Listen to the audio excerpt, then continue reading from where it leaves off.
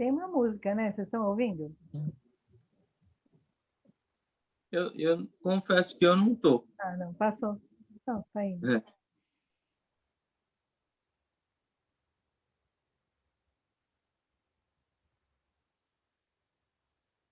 Eu falei que aqui está um vento terrível. Agora há pouco parecia um fantasma.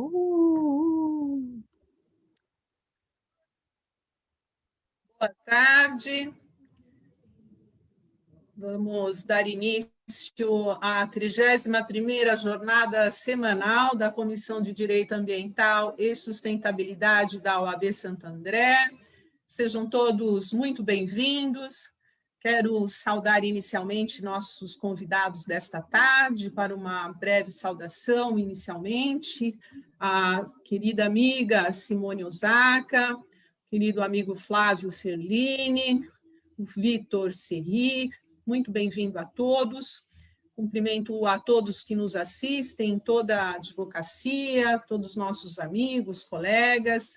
Destacamos que, embora virtual, estamos dentro da 38ª subseção da OAB Santo André. Quero registrar aqui também os cumprimentos da nossa presidente, a doutora Andréa Tartucci, nossa líder jovem presidente. Cumprimentando-a, eu estendo também o mesmo a toda a sua diretoria, seu vice-presidente, o doutor Leonardo Dominichelli, seus conselheiros, presidentes de comissões, e também a nossa diretora de cultura, a doutora Viviane, e a nossa diretora das comissões, a doutora Priscila Kogan. Bem, os eventos da nossa comissão cumprem um papel regimental, né, e que na pandemia ele vem se ampliando.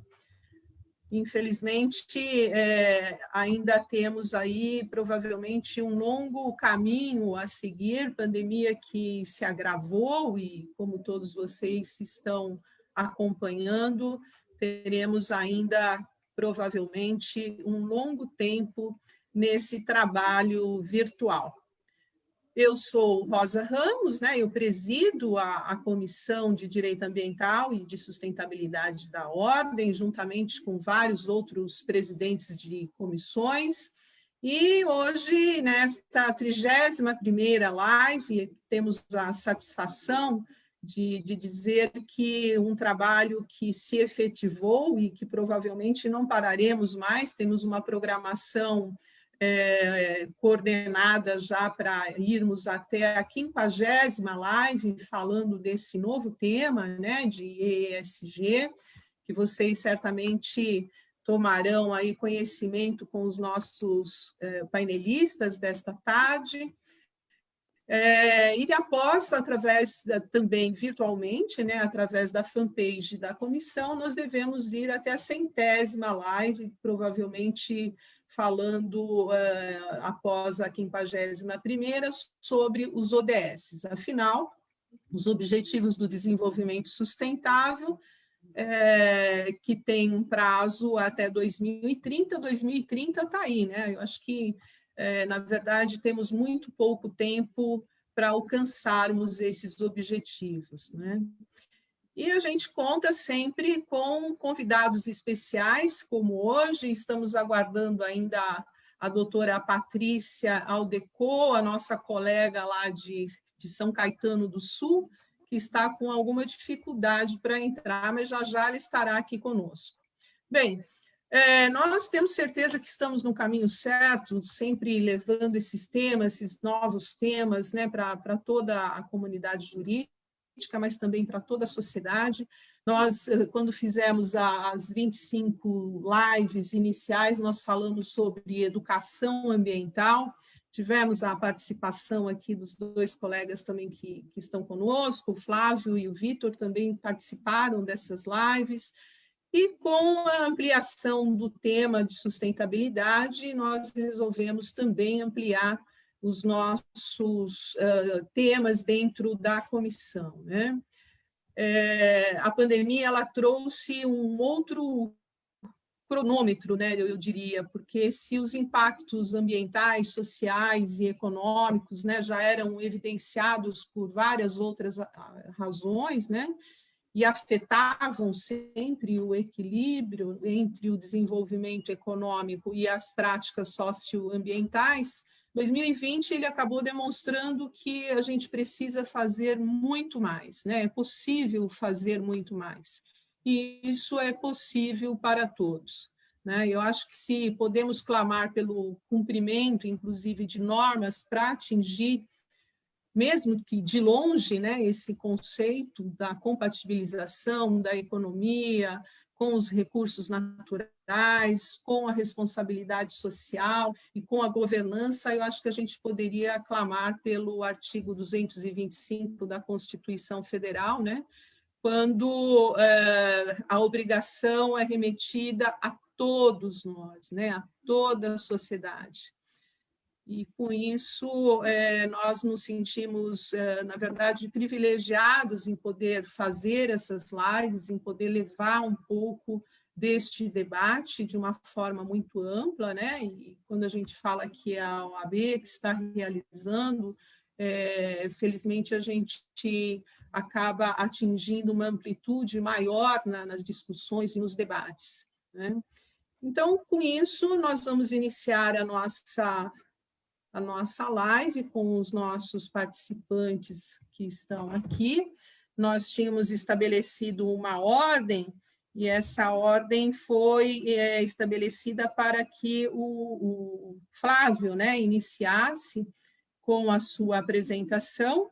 Então, eu quero inicialmente falar um pouco da nossa vasta amizade, tenho o prazer de dizer, né, da nossa aproximação já por alguns longos anos, né? Nós temos a satisfação de fazer parte de um conselho conceituado na Federação das Indústrias do Estado de São Paulo, que é o Conselho Superior de Meio Ambiente da Fiesp, né? O Flávio, ele é sócio fundador da Par Ambiente.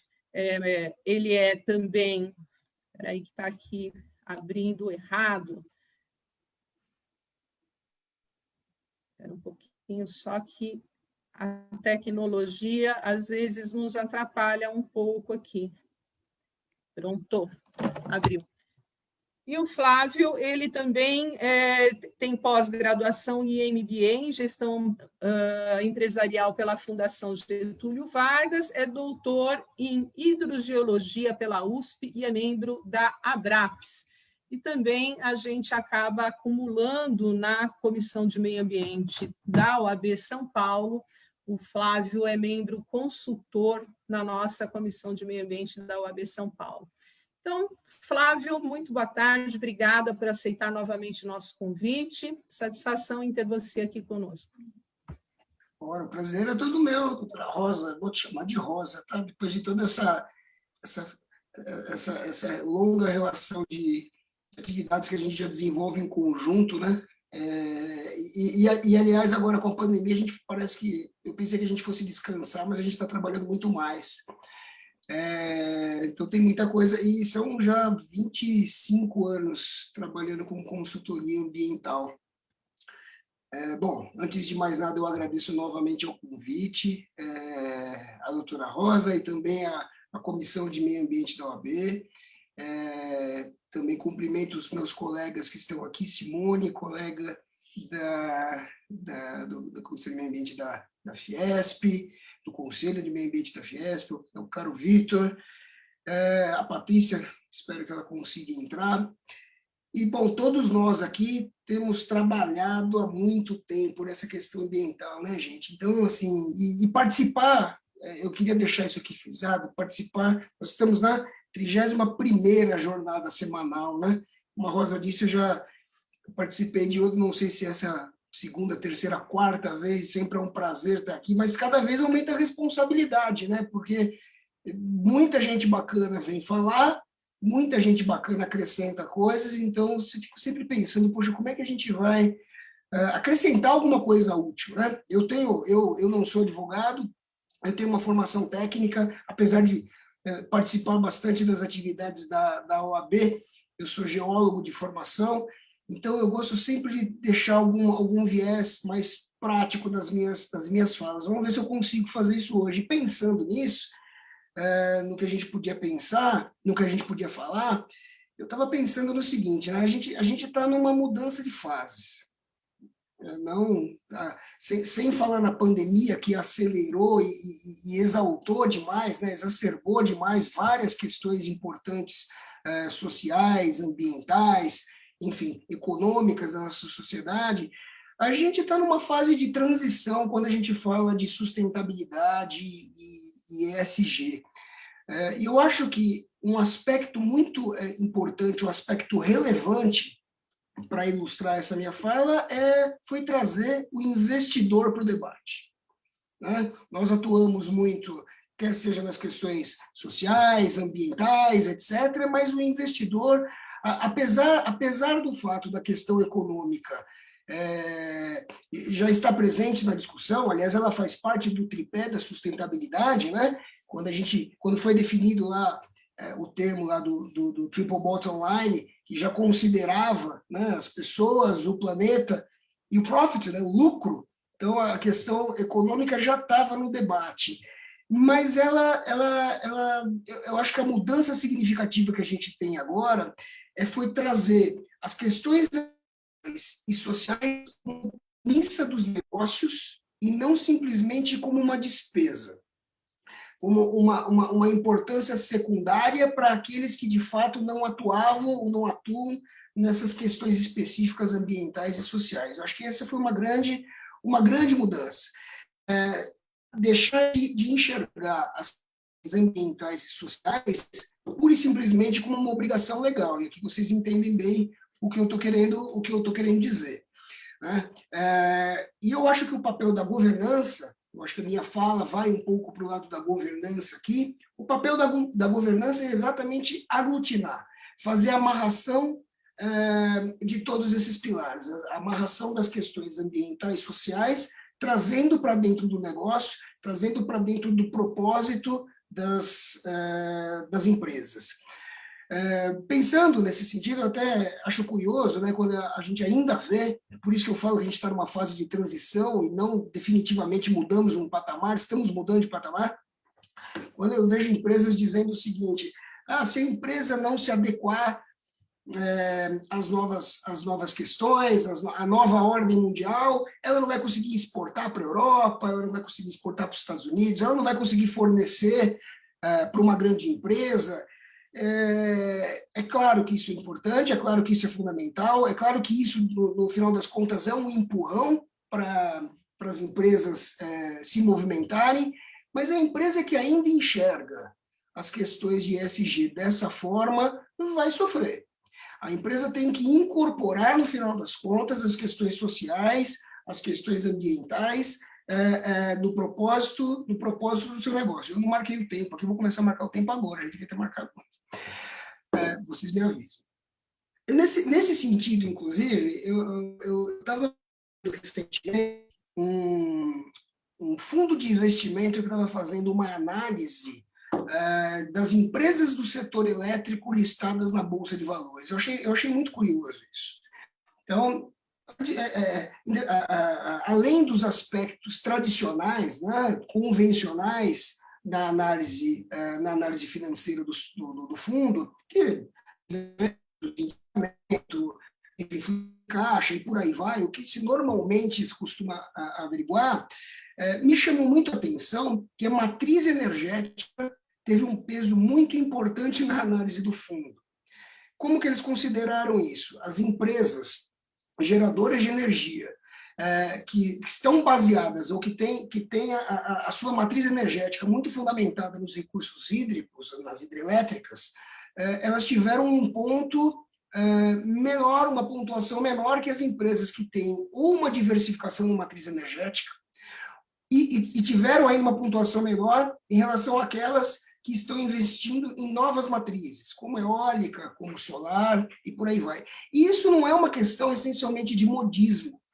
Isso que eu achei muito interessante.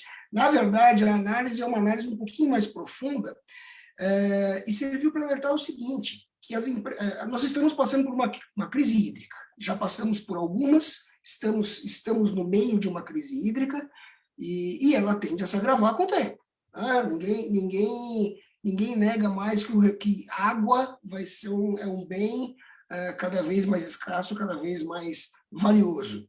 E as empresas, então, têm a matriz energética toda centralizada nos rios, elas vão sofrer se elas não tiverem essa diversificação. Olha, o que isso gera no primeiro momento? Além da questão dos investimentos, etc., nessa seara, gera para o lado da empresa um call to action. Na verdade, gera a necessidade da empresa que trabalha no setor avaliar dentro do seu negócio quais são os impactos que a matriz energética gera no seu negócio e, mais do que isso, quais são as suas ações que podem impactar não só na matriz energética que ela usa, mas como também tudo que está ao seu redor.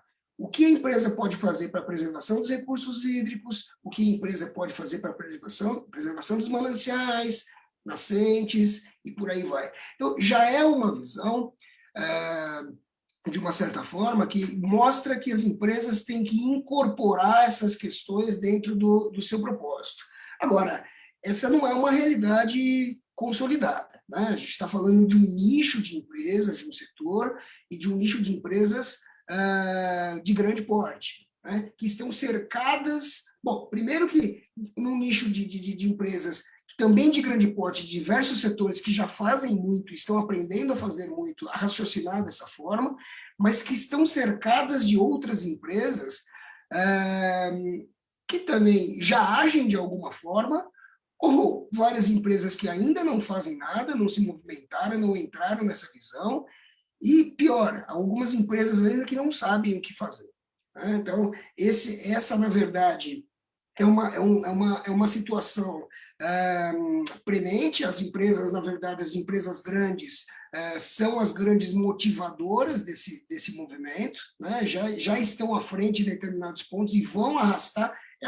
É a premissa do Pacto Global, movimentar as empresas de grande porte para que os stakeholders e as empresas ao redor venham junto nessa cadeia, venham junto nesse movimento. Agora, para isso, é necessário definir quais são as métricas para avaliação dos impactos, não os impactos negativos, mas os positivos, como, de fato, as empresas vão conseguir medir o impacto das suas ações, até para que eles possam, de uma certa forma, mostrar isso. Né? A gente já passou da fase do greenwashing há muito tempo, né? Não cabe mais greenwashing. Quem fizer greenwashing hoje também está no mau lençol. Então, as empresas têm que desenvolver essa métrica. Agora, já existem ferramentas que trazem essa métrica, mas elas não são uma panaceia. Elas não servem para todas as empresas e para todos os negócios. Então, voltando para aquele viés prático que eu introduzi a minha fala, eu acho que o primeiro para as empresas que ainda fazem nada, ou para as empresas que ainda não sabem o que fazer, é realizar um diagnóstico do próprio negócio, determinar, identificar qual é o impacto dos fatores ambientais e sociais no seu negócio e para o ambiente, para o ecossistema ao redor, e priorizar os investimentos com base nesse, porque não dá, de fato, para atacar tudo. Né? É a premissa de pensar globalmente e agir localmente. Então, no final das contas, a gente fecha o ciclo, trazendo de novo o investidor para o debate, mas desde que parta de ações concretas e sinceras, né, e bem estruturadas e bem planejadas pelas próprias empresas. Eu acho que, no final das contas, para encerrar, acho que o que a gente pode dizer é que a obrigação passou a ser propósito. Né? Antes, o que era uma obrigação única e exclusivamente legal, agora tem que ser internalizada para aparecer de fato. É isso que eu tenho, essa provocação que eu tenho para deixar para vocês, para a gente continuar o nosso debate. Obrigado. Flávio, para a gente iniciar aqui nosso debate, o prefeito que você coloca são novos tempos, né? Você ressaltou a questão do greenwashing, que até outro dia era bem isso, né? Era as questões ambientais de responsabilidade social não tanto, porque, afinal, a nossa legislação trabalhista efetivamente é uma legislação, obviamente, muito mais antiga que a legislação ambiental, né? E que podemos dizer que funciona razoavelmente bem. Mas a legislação ambiental, infelizmente, a gente ainda tem sinais seríssimos, né, de que temos que caminhar muito, né? Temos tido recentemente, inclusive, exemplos ruins, né, de que ainda temos um longo processo a ser seguido. Você colocou a questão da água, milhões de brasileiros ainda que não têm água potável, milhões de brasileiros que não têm esgoto. Então, a parte ambiental, nós ainda temos um longo caminho.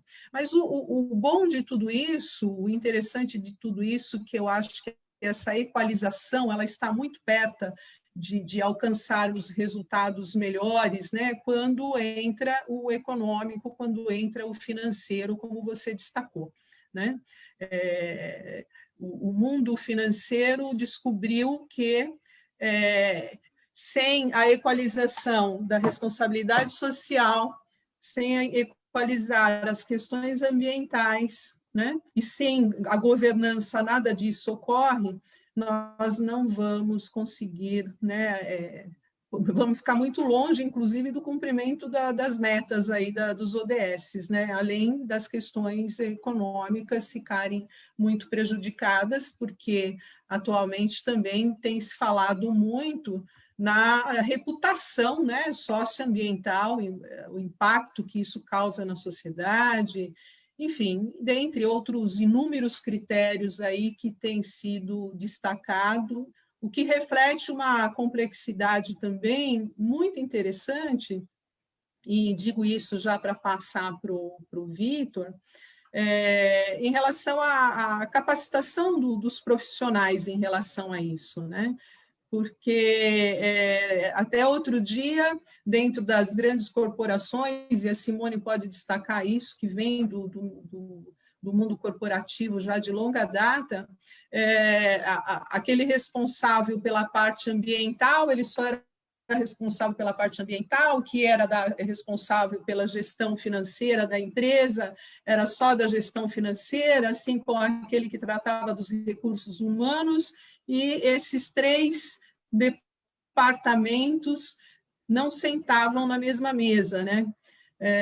Tinha até alguns clichês que diziam assim, isso é coisa de ambientalista, né? Isso é coisa de quem pensa só no verde, né? E hoje em dia o que a gente está vendo é que vão ter que sentar todo mundo na mesma mesa, os objetivos terão que ser comuns, porque se não forem comuns, pode afetar a reputação, né, daquela empresa, daquela corporação, daquele investidor, enfim, novos tempos que vamos perseverar para que se mantenha, né, e que possamos, de fato, buscar esse equilíbrio efetivamente.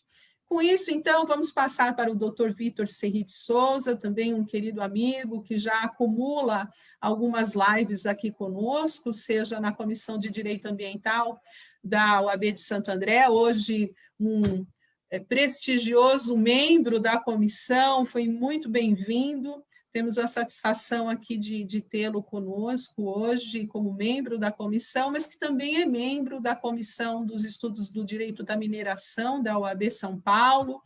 Ele que é, obviamente, né, advogado, graduado pela Universidade Presbiteriana Mackenzie, pós-graduado em Direito Processual Civil pela PUC São Paulo, com extensão em Direito Contratual pela Harvard, vice-presidente da Comissão de Direito Contratual, Compliance e Propriedade Intelectual da UAB São Paulo, da subseção de Santana, eleito o advogado mais admirado pela publicação da análise editorial, da Análise e Advocacia 500, nas edições de 2018, 2019, e eu acho que 2020 também, você confirma para a gente.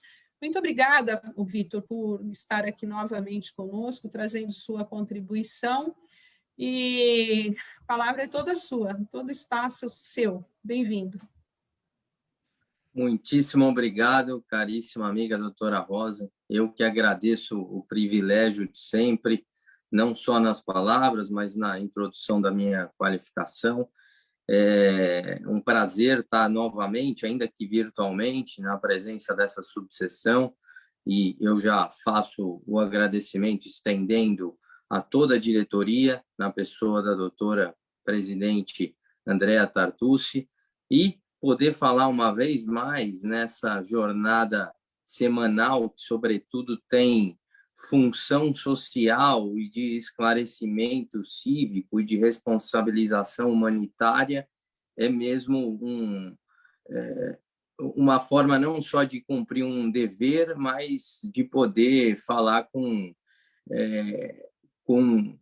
vontade de poder agregar, sobretudo agora fazendo parte, o que também é um privilégio enorme, dessa comissão de enorme importância dentro do Estado, né? Não só pelo tanto que é ativa, e isso é evidentemente demonstrado pelo simples fato da gente estar na 31ª jornada semanal, justamente num momento de oscilação e vulnerabilidade humanitária. Então, a doutora Rosa levou à frente, fazendo aí a contramão do que se vem se assistindo no mundo, o seu papel aí, a sua função social, e isso deve ser, fica aí a minha gratidão enquanto profissional também nesse sentido.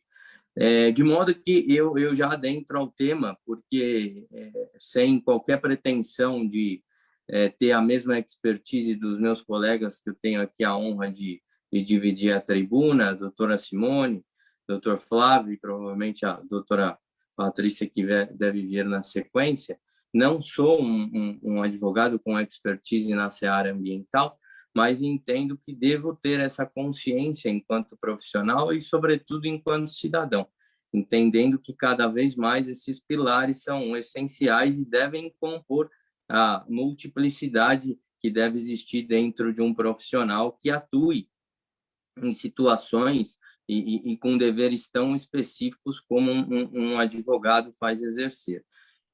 De modo que eu tento compreender todo esse movimento do ISG, ou do ASG em português, como o Flávio bem colocou, como uma compreensão da real incorporação de propósitos, e não como um modismo, como alguma parte tenta pregar. Porque é inevitável enxergar que o capital foi direcionado para o ISG, e como ele traz os exemplos assertivamente dos investimentos, e a gente observa aí, essa semana mesmo, a própria XP aí fez aí um grande evento que termina hoje sobre o tema, de modo a demonstrar o quanto o capital foi migrado para isso. Há teóricos que, inclusive, postulam que o ISG é uma evolução do próprio capitalismo, porque a compreensão efetiva disso e o desprendimento de que isso é uma mera formalidade ou um selo para se agregar uma marca ou uma empresa, isso efetivamente é uma forma de desonerar-se, né? A melhora da cadeia produtiva e a, consequentemente, sustentabilidade, melhor atendimento ao meio ambiente, ela traz menos oneração, o que também é reforçado pelas questões de compliance e governança, que acabam fortalecendo os mecanismos e cada vez mais repelindo as questões contra a lei, as questões que tanto assistimos aí na esfera pública e na esfera privada, de corrupção e etc. E esses pilares, inevitavelmente, andam juntos e desembocam em toda a sociedade e a função social que qualquer instituição cumpre. De modo que é importante, sim, que os segmentos dentro das instituições sigam especializados e segmentados mesmo, né? Mas é importante que haja essa consciência multidisciplinar, que é muito mais do que profissional, ela é mesmo cívica, porque a compreensão e o exercício efetivo desses parâmetros certamente vai nos levar a melhores resultados, com a própria desoneração e a própria segurança de todos os envolvidos numa cadeia produtiva, quem fornece, todos os stakeholders. E isso, sem dúvida, vai desembocar numa questão de valuation, de valorização, de fortalecimento das marcas e das relações. De modo que eu entendo, sim, que quem não estiver adequado a essa demanda global, inevitavelmente vai perder espaço, vai ter impacto mercadológico, e isso a gente percebe também dentro do movimento legislativo, né?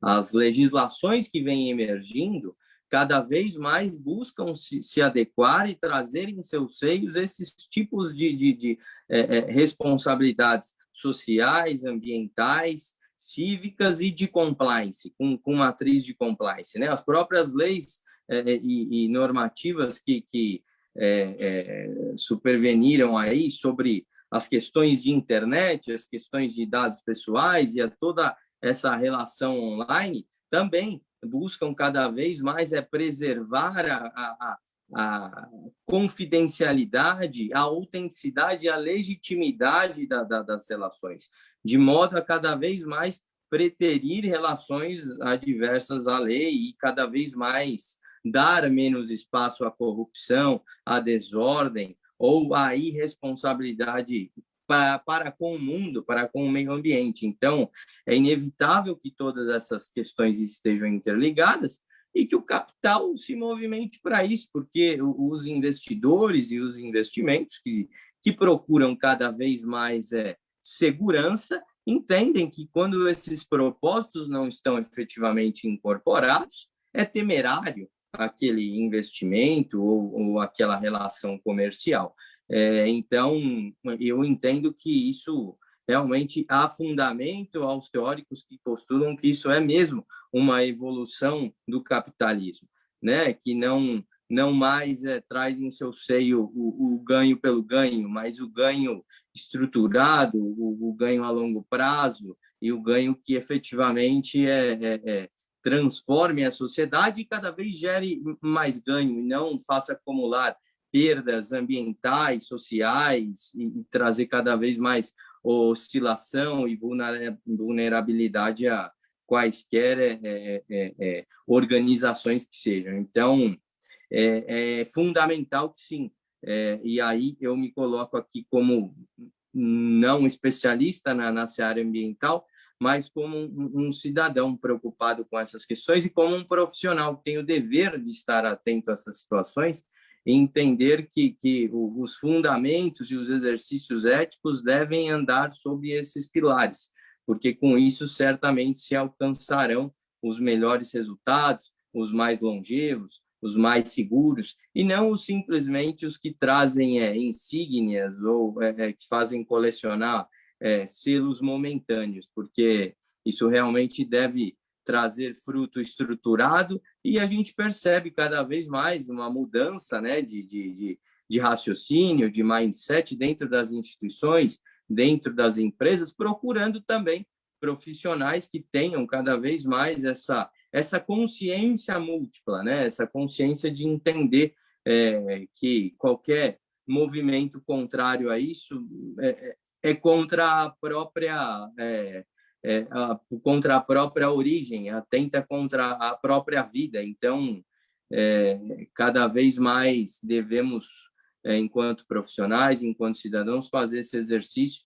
E então a minha reflexão é nesse sentido, em que pese parecer um pouco genérica, ela é contributiva para tentar fazer um esclarecimento. Então, agradeço uma vez mais a possibilidade, o espaço concedido e pelo convite da doutora Rosa. Obrigado uma vez mais e me coloco aí à disposição para o que for preciso.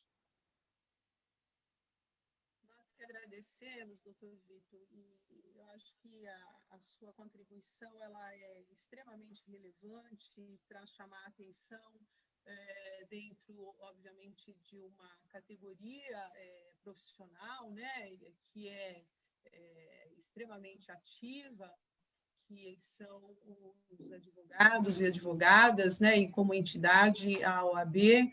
Eu acho que, na medida em que a gente traz esta questão para o debate, de que todos, indistintamente, devem contribuir, eu acho que a gente já chama a atenção para que outras instituições sigam o mesmo caminho, né? Porque, felizmente, esses novos conceitos, eles vieram para mudar definitivamente não só a forma de agir das empresas mais públicas e privadas, mas também de toda a sociedade, né? Essa mudança, ela vem da necessidade de contribuição para um mundo mais justo, mais sustentável, frear todo o esgotamento, né, dos recursos do planeta, e, obviamente, nesse sentido que surgindo do mundo financeiro, né, priorizar empresas que estão mais preparadas para enfrentar esses desafios futuros e buscar mais solidez em longo prazo,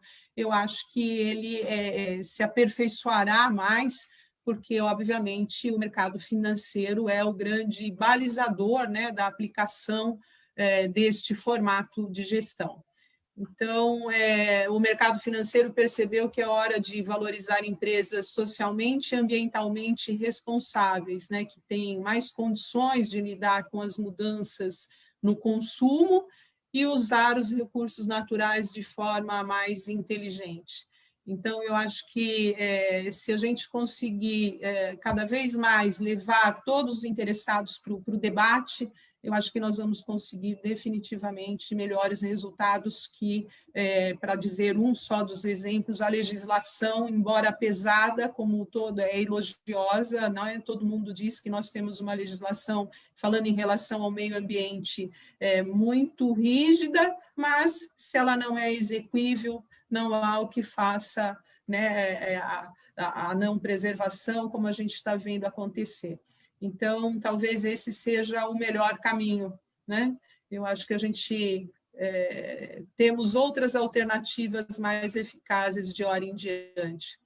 E para falar dentro do ISG, da questão de responsabilidade social, eu acho que nós temos hoje aqui uma expert na matéria, a doutora Simone Fernandes Osaka, que é psicóloga, mestre em psicologia, master coach, professora universitária, foi pós-graduada em administração de empresas, qualidade total e recursos humanos, especializada em psicoterapia breve, 30 anos de atuação em indústrias multinacionais, 14 anos como diretora de sistemas de gestão e recursos humanos, responsabilidades nas áreas de qualidade, meio ambiente, saúde e segurança no trabalho, responsabilidade social e recursos humanos, foi coordenadora na área de meio ambiente na América Latina, parte da equipe que criou o sistema de coletas de produtos pós-venda em todo o Brasil, vencedora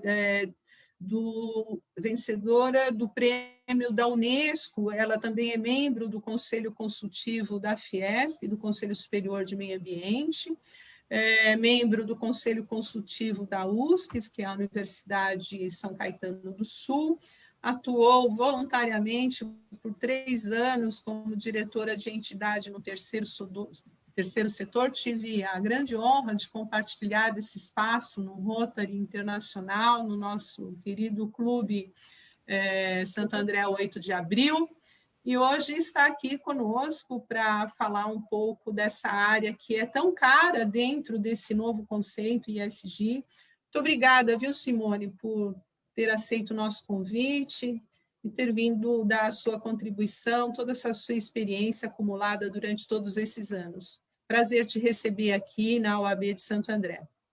Prazer, Rosa. Então, quero começar agradecendo o convite, agradecendo aqui a participação do Flávio e do Vitor, né, compondo esse painel, que muito me honra, agradecendo a OAB por esse convite também, porque, para mim, é um momento muito importante, na verdade, porque é quase como se é o momento que eu sempre esperei, não é? porque eu trabalho nessa área desde 98. Eu fui chamada, trabalhava em recursos humanos, uma multinacional de grande porte, e eu fui chamada pelo presidente na época, que tinha uma visão bem vanguarda, assim, né, para a época, né? Hoje talvez até não, mas na época era, para resolver uma questão da destinação de produtos pós-consumo.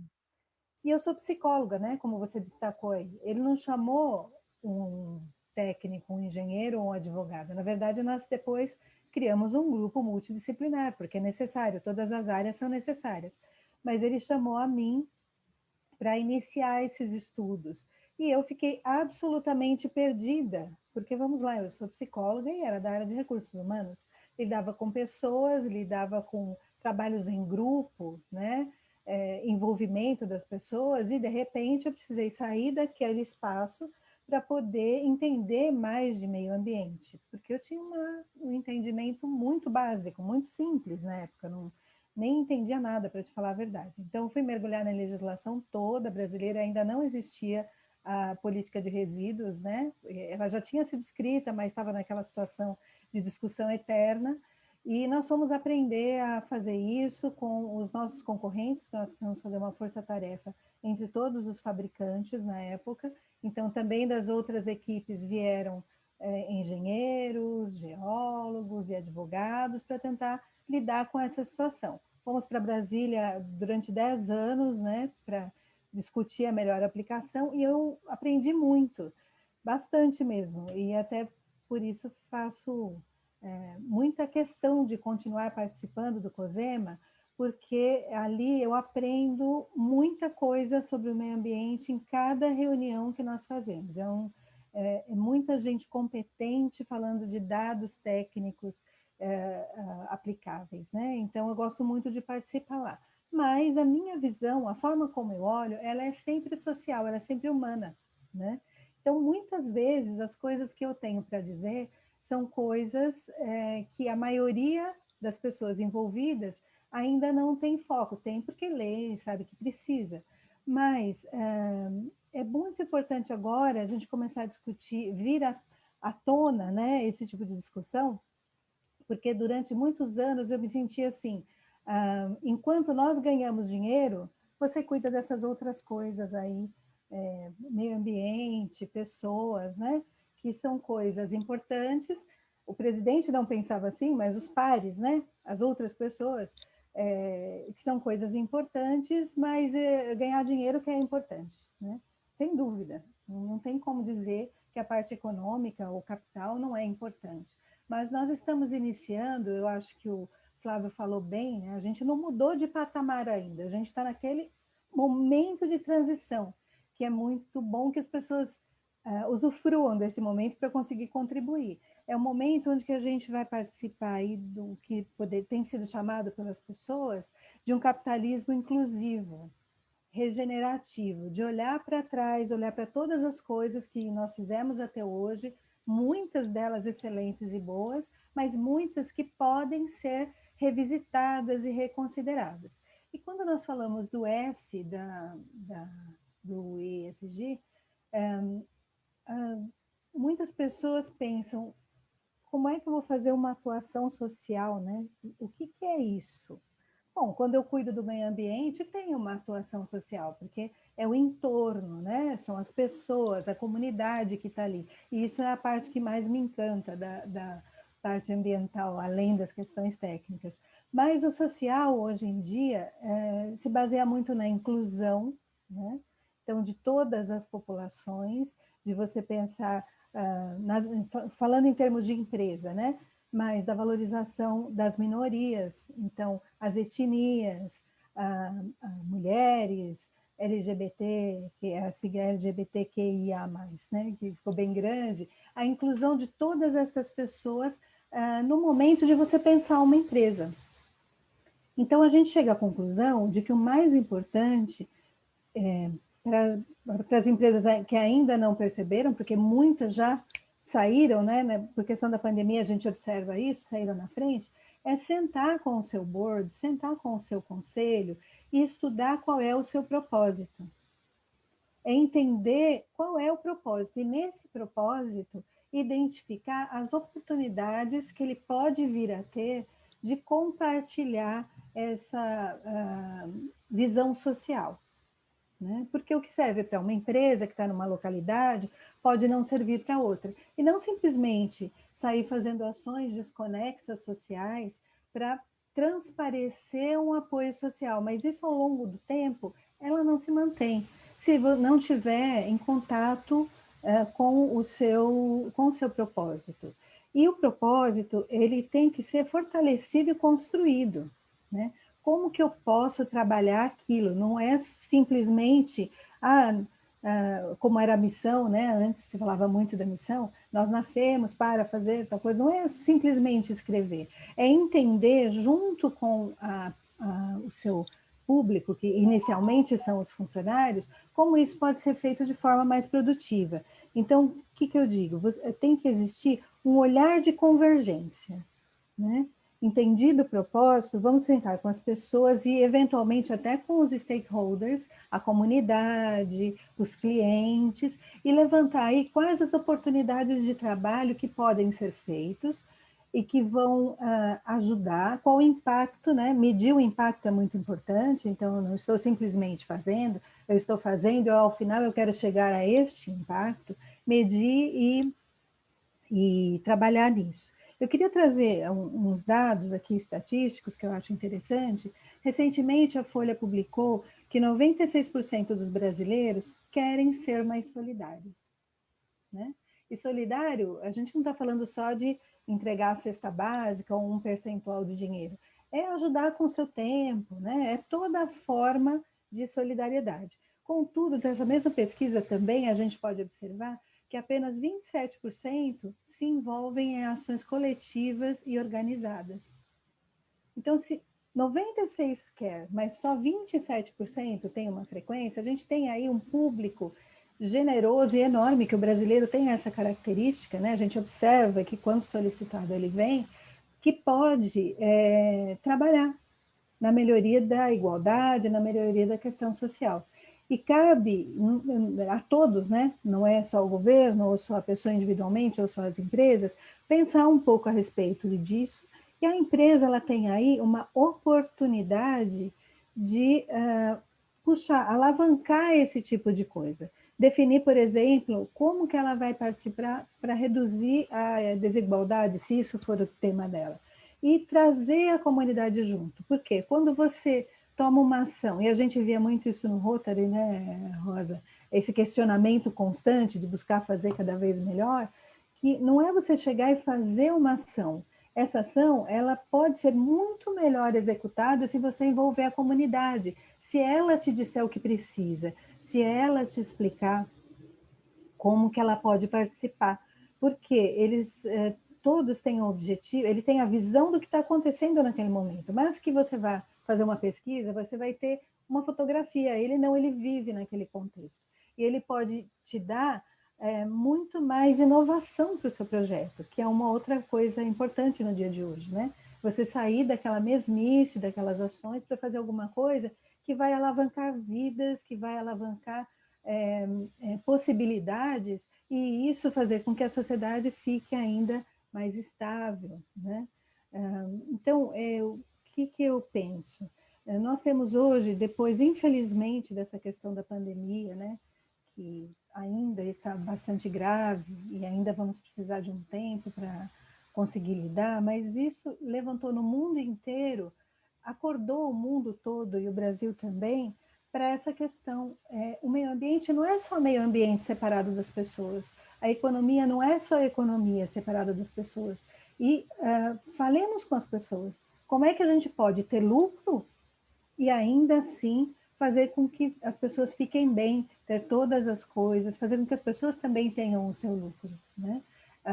Eu acho que é muito importante a gente pensar em tudo, né? É que a gente está vivendo uma crise. A crise você tem que primeiro tentar dar uma, né, estancada na crise, mas eu acho que a gente depende muito no futuro, para o futuro, de um forte investimento na educação, para que as pessoas possam entender isso, aprender. porque hoje a gente vê assim, essas empresas, se a gente prestar atenção, que estão aí no grupo de investidores, né, como foi dito, que se preocupa e vai atrás daquela empresa que tem um viés social mais forte ambiental, grande parte desses executivos hoje são, né, do grupo de millennials, que hoje já estão com 40 e poucos anos, e que tiveram essa formação, porque essa questão aí do Triple Bottom Line foi de 94. Então, na escola, eles tiveram alguma formação, né, e desenvolvimento. Então, hoje, quando eles têm o poder financeiro, eles fazem a opção de escolher aquilo dentro daquilo que ele aprendeu. Então, se a gente fizer esse investimento nessas gerações que estão aqui, isso deve acelerar o processo lá para frente. E, ao mesmo tempo, temos que tentar curar o que está difícil hoje, né, com ações emergenciais. É isso. Obrigada, viu?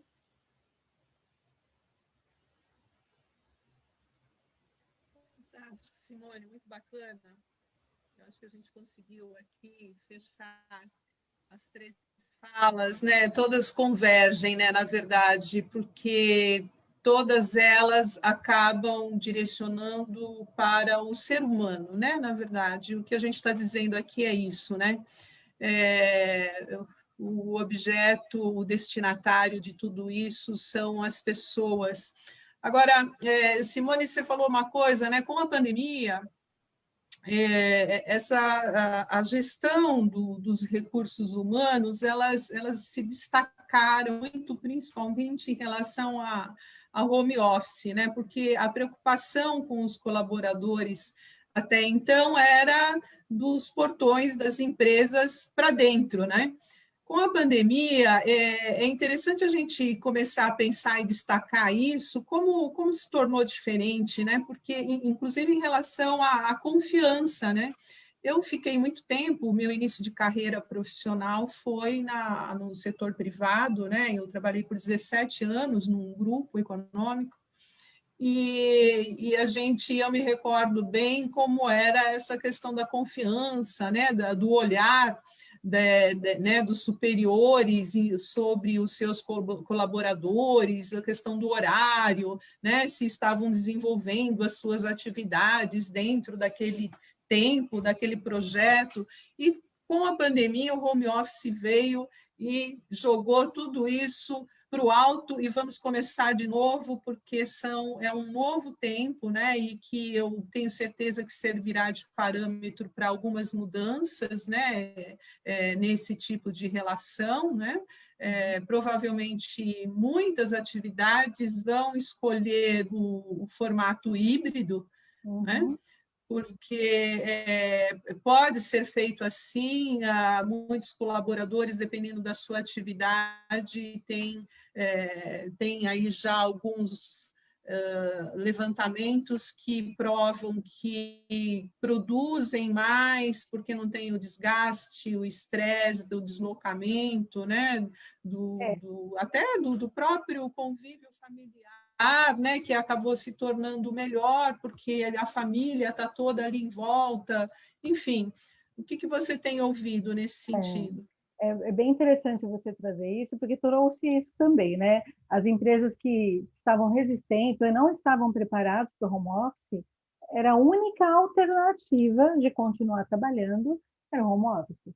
E aí foram se adaptando à medida do tempo. E a gente observa que está havendo, né, porque estamos vivendo isso, uma mudança na estrutura da gestão, porque você bem falou antes, ele ficava olhando se o funcionário chegou mesmo às 8 horas, e se saiu mesmo às 16, se demorou 1 hora de almoço, demorou menos.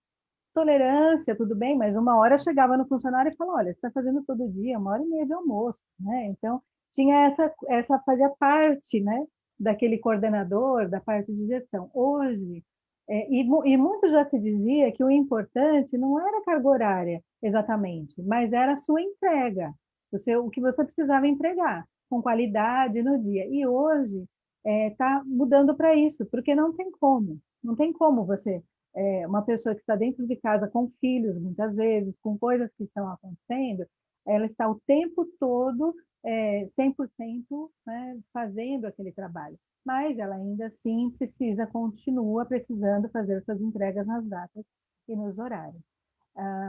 Então, é preciso haver essa compreensão e essa modificação. Outra coisa que é muito importante, quando a gente está numa empresa, quem trabalha em empresa, tem aquela hora do cafezinho, né? Você vai, todo mundo se encontra ali meio que na cozinha ali para tomar um cafezinho, ou para na mesa de uma pessoa que você vai falar alguma coisa, vem uma outra pessoa. Estes momentos de conexão, eles são muito importantes para o dia a dia do trabalho.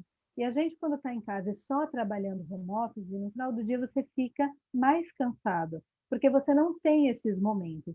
E esses momentos, eles proporcionam você descobrir alguma coisa que está acontecendo no outro departamento que está impactando no que você faz e que pode resolver. Você acaba descobrindo outras coisas, estimula a criatividade. Então, a gente acredita que deve haver aí um sistema híbrido, onde o máximo possível as pessoas as empresas vão optar por ficar em casa, mas haverão momentos em que essas pessoas têm que se reunir para poder exercitar esse trabalho do grupo de perto mesmo, né? Aquele de estar falando tudo que precisa. Então, essa transformação tem sido muito importante também, desde tudo, desde assim, bom, se você está oferecendo equipamento para as pessoas, se elas estão bem acomodadas na cadeira, porque a legislação trabalhista ainda continua sendo a legislação trabalhista, e ela fala da carga horária de trabalho. Então, se aquele funcionário que antes saía às 5, agora para terminar o relatório fica até às 10, e está conversando num live com uma outra pessoa, como isso vai ser considerado depois? Então, essas análises ainda precisam ser ajustadas, e nós vamos fazer isso na prática, né? Errando e acertando na prática. É um lado positivo, eu acho, que obrigou todo mundo a sair da caixa e encontrar a sua forma. Falávamos um pouco antes da possibilidade de fazer cursos EAD, que antes a gente corria tanto e passava 3, 4 horas no trânsito, que você não tinha condição de fazer nada muito diferente. Agora, como nós estamos aqui, então nós podemos também nos dar ao luxo de fazer contratos com entidades e fazer aqueles cursos que a gente não teve como fazer antes. Então, todos os lados têm coisas positivas. A gente precisa ter um olhar convergente para os pontos positivos e apontar naquilo e amplificar, para que fique bom para todo mundo. É isso mesmo. Bem, estamos chegando ao final aqui da nossa live. Passou muito rápido, né? Mas eu quero, antes de mais nada, cumprimentar umas pessoas que estão aqui assistindo com a gente, o meu querido amigo, Dr. Sidney Munerati, vice-presidente da nossa comissão, e que faz uma referência elogiosa aqui para a doutora Simone, dizendo que vocês são... você é uma colega de referência na árdua missão da gestão de pessoas. Temos também aqui a doutora Siluane, querida amiga, que preside a Comissão da Jovem Advocacia da OAB de Santo André. A Rose Serri está aqui com a gente, o querido amigo Fernando de Souza, o Clamir Ferlini, o nosso querido amigo também, o doutor Antônio Gonçalves, que tem feito um trabalho extraordinário nesses tempos de pandemia, feito inúmeras lives também pela nossa comissão e por um canal que ele também coordena. Obrigada, Antônio, pela presença. A querida amiga Sônia Lima, que é diretora de meio ambiente lá da Prefeitura de São Bernardo do Campo, sempre aqui com a gente, a doutora Stephanie Ramos, a Cléo Souza Silva também está conosco. Muito obrigada a todos vocês. E nós vamos passar agora para as considerações finais, para o Flávio, mas antes quero deixar aqui uma provocação para você comentar com quem está nos ouvindo, que o que a gente tem ouvido bastante já em relação ao ISG é em relação à formação, capacitação de profissionais, né? Eu, recentemente, vi uma reportagem interessante nesse sentido, que exatamente os grandes investidores, dentre os seus CEOs, os seus conselheiros, já estão com dificuldades exatamente por tudo isso que a gente colocou aqui, né? Não há um profissional habilitado 100% na condução deste novo conceito, desse novo desafio, da forma como, principalmente da forma como cresceu imediatamente, né? Quer dizer, assim que começou a haver a mudança, né, do termo sustentabilidade, principalmente, como até pouco tempo, para essa nova forma de equalização e de compatibilização entre as áreas, muito rapidamente também se descobriu que faltam profissionais para atuar nesta área. É para mim, né? E não haverá, né? Não haverá uma única pessoa capaz de atuar em todas essas áreas, né? Para sair da pandemia junto, cada um tem que fazer a sua parte, não é isso? Então, para conseguir vencer esses novos desafios que estão por vir, cada um vai ter que fazer a sua parte. É o que você falou, a gente, no final das contas, falou coisas muito parecidas, com formações muito diferentes, experiências de vida muito diferentes. O que eu vejo é que há uma demanda por uma nova visão de mundo, uma nova forma de mundo, e essa informação ainda está acontecendo, né? Isso é a fase de transição que a gente falou. A gente fala das empresas, mas a Simone tocou muito bem, assim, né? Os CNPJs são feitos de CPFs, né? Então, as empresas, no final das contas, são entidades que, por si só, não fazem nada se não forem as pessoas. E cada um tem que fazer a sua parte. No final das contas, o que essa virtualização das relações trouxe também foi voz, né? Todo mundo tem a capacidade de expor as suas ideias, sejam boas ou sejam ruins, né? Mas todo mundo está exposto na internet, enfim, consegue falar. E aí as grandes corporações conseguem histórias, boas iniciativas de pessoas que atuam localmente, que são as empresas, as startups e por aí vai, para que tenham excelentes ideias para trazer aqui para cima. Agora, que a educação é fundamental, não tenha dúvida. Eu só acho que nós vamos ter que congregar diferentes especialidades, diferentes pessoas, para fazer, no final das contas, um todo melhor. Assim como nós vamos ter que agir localmente. Tem uma frase que eu gosto muito, que eu chamo de mas todo mundo, no final, se fizer um pouquinho, vai cuidar da zona. Como a gente tem que cuidar também do Cerrado, tem que cuidar da Mata Atlântica, aqui tem que cuidar do nosso bairro. Então, são ações pontuais que, no todo, vão se juntar. A gente não vai conseguir encontrar um super-homem, uma super-mulher, uma super-pessoa que resolva tudo. Eu acho que a integração de tudo vai ser muito importante e isso passa essencialmente pela educação, não tem jeito.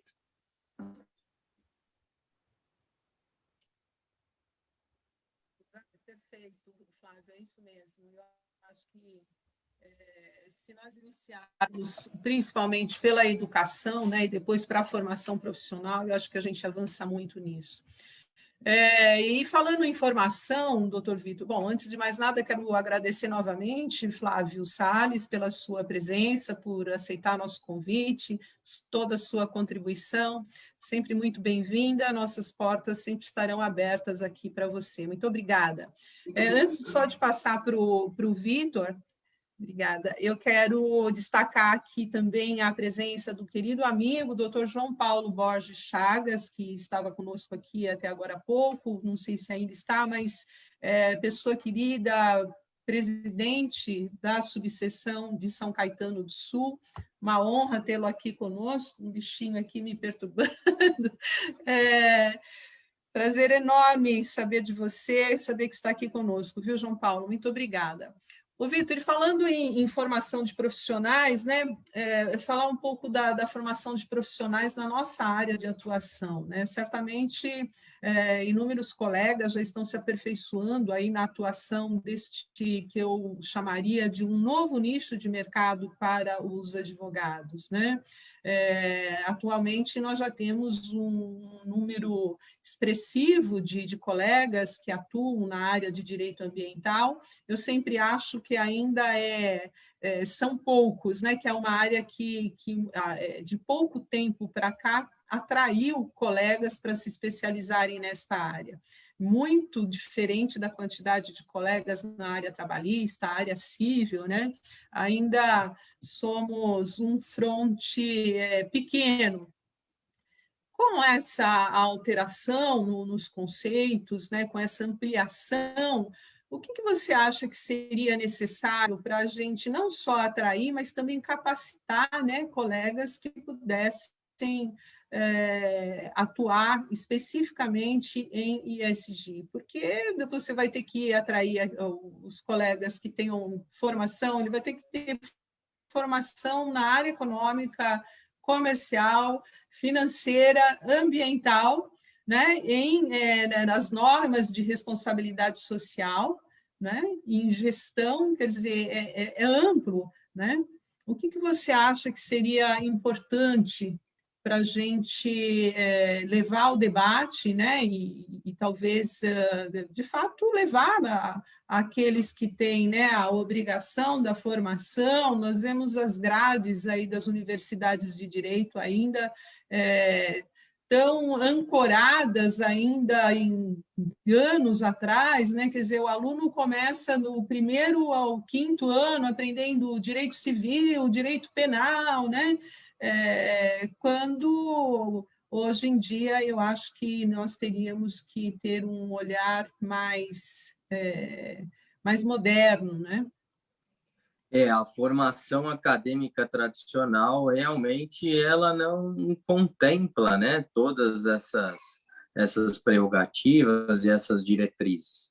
E o que a gente observa, e aí dentro da fala da Simone é bem visível isso, é que existe uma mudança, uma mutação constante dentro dessa transformação social de influência, né? Então há uma mutação quase que antropológica, né? Ela bem observa aí as questões dos millennials que já receberam outro tipo de influência e com isso trazem e propagam outro tipo de conscientização e isso dessa forma corrobora para outro tipo de ativação social muito mais adequada a esses conceitos contemporâneos. Então, essa mudança ela não vai acontecer com uma simples alteração nas academias, né? Ela é uma mudança de formação desde os primórdios, né? Desde da conscientização cívica do cidadão, desde enquanto criança, desde o ensino fundamental.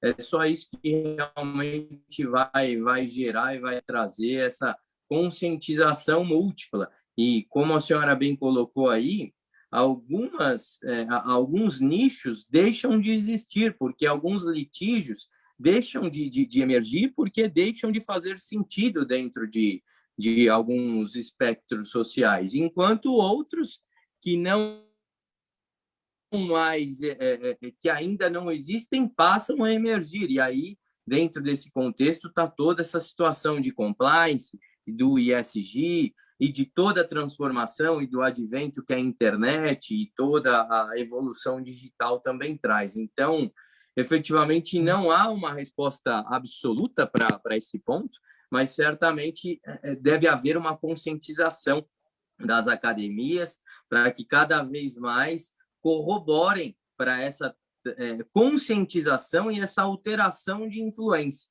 que certamente vai levar a essa formação mais múltipla e mais atenta às demandas contemporâneas que a sociedade faz emergir. Perfeito. Eu recebi aqui, inclusive, dentro das nossas falas, contribuições nesse sentido. Mas antes quero agradecer a doutora Rebeca Bacchini, que está aqui conosco também, parabenizando pela iniciativa do evento, e o doutor, aliás, o professor, o engenheiro Mário Garcia, querido amigo, que é membro, consultor da nossa comissão também, ele que é professor da Fundação Santo André, disse que o MEC tem orientado as universidades a direcionarem seus cursos não mais pelo currículo tradicional, mas com uma visão em competências e integração social. Você veja que já há uma mudança significativa, então, nesse sentido, o que muito vai fazer com que haja a evolução que que a gente busca, né? O Fernando Souza também disse que precisamos que haja trabalho coletivo nessa missão. A expertise individual pode ser danosa para a evolução sistêmica do ISD. Então, meus amigos, eu acho que o debate ele é muito longo, nós ficaríamos horas aqui levando e levantando informações, né? Eu acho que a gente atingiu o nosso objetivo na medida que a gente trouxe informações das mais variadas áreas aqui, como o Flávio comentou da área de atuação dele, o Vitor, a Simone. E estaremos aqui novamente na próxima sexta-feira com a 32ª. Eu quero devolver só a palavra para a Simone, para que ela então faça o encerramento da nossa live. Quero agradecer novamente a todos que estiveram conosco e espero todos aqui na próxima sexta-feira. Simone, uma honra deixar que você encerre a live para nós. A honra é minha, então, mais uma vez, obrigada pelo convite, obrigada pela oportunidade. Como eu disse, é muito emocionante até falar sobre isso, né? E, como todos disseram, né? Inclusive a pessoa que fez o comentário com você, precisa de uma ação conjunta. Nós precisamos ser transparentes quando fazemos ações de todos os tipos sociais e ambientais, para estimular outras pessoas, outras empresas a fazerem também. Então, obrigado pela iniciativa, isso ainda tem muita coisa para ser dita, né?